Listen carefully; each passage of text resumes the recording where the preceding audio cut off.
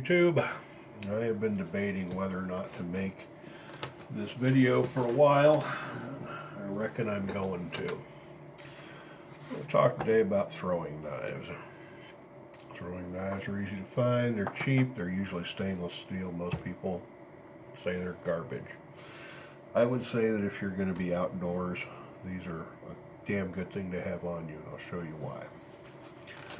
Now, this is a typical stainless steel knife. It's very simple. There's no handle on it. It'll fit in your hand very well. This is great for doing small detailed work. This is a kunai.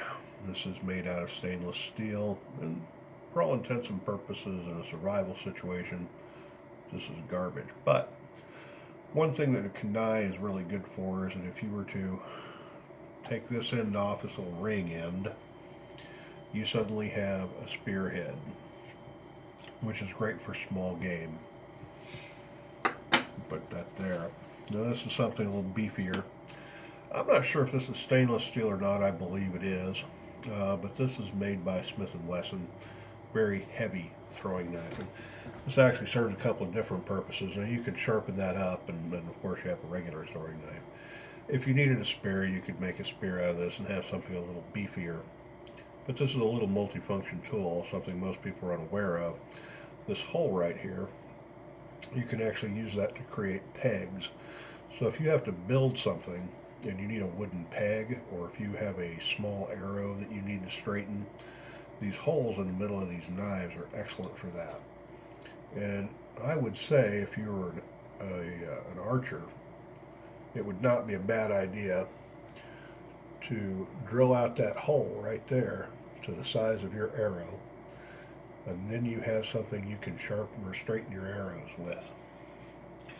So this is why I always recommend you carry a couple of stainless steel knives with you when you go out in the bush.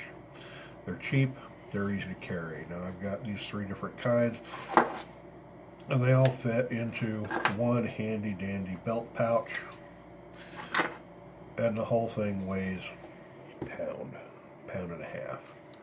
So the weight is negligible, and what you get out of it is pretty decent. Here's the other interesting thing about it. Now a lot of people take their knives and they wrap them with paracord. And that's not a bad idea.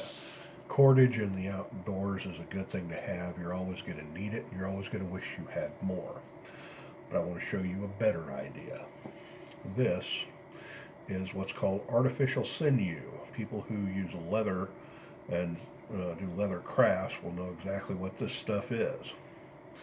And this is an amazing product.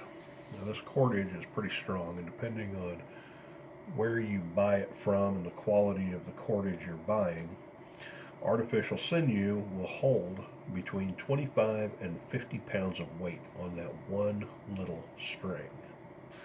But here's the beauty of artificial sinew. Artificial sinew is built in such a way that it can be quartered.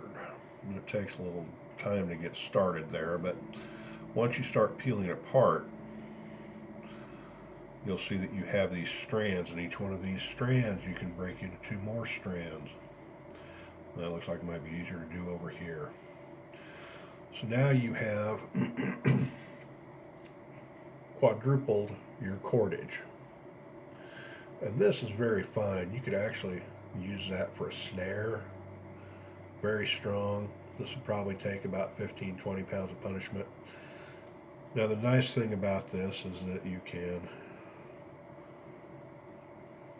once it's separated, because this is basically a heavily wax coated thread, you can just put it all together again.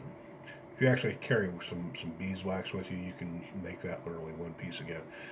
When you're working with it, it melts just like a paracord wrap would, except that when you melt it, it's going to actually burn. You can actually use this as a candle wick too.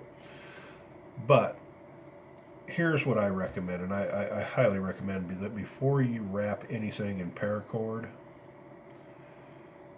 you wrap about 100 feet of artificial sinew around your knives, because out in the woods, it's cordage you're going to wish you had. And I'm just doing this basically as busy work while I do this video.